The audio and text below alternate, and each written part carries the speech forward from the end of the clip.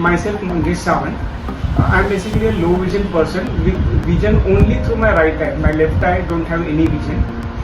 Few days back, I started feeling that I'm not able to see clearly as compared to what I could see previously. So I checked with few doctors around my city, Navi Mumbai, and I found that there is a development of cataract in my right eye, which is only working eye. When I consulted with those doctors, they said that the surgery is going to be very complicated and they cannot assure me of my vision getting back as well. I was very afraid, and then I looked for best cataract surgeon in India, who is possibly located in Mumbai, and I found Kenia Eye Hospital, and I visited there.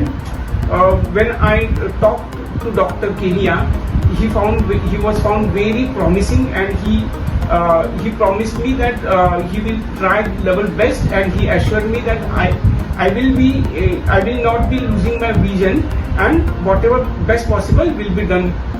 I found the staff also very cooperative, very patient, and very caring. I got my surgery done last Thursday.